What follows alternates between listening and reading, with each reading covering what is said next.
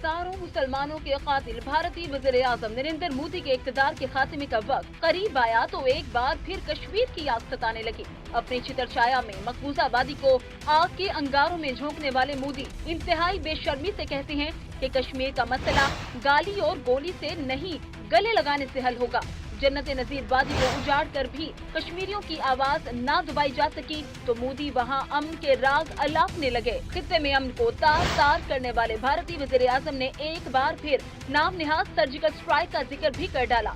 इसी surgical strike का जिस पर भारतीय सरकार को दुनिया भर में जग हसाई का सामना करना पड़ा था।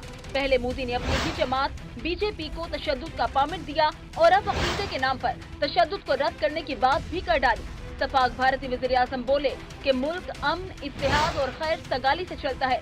सबको साथ लेकर चलना हमारी तहजीब और सकाफत है। और नाज़रीन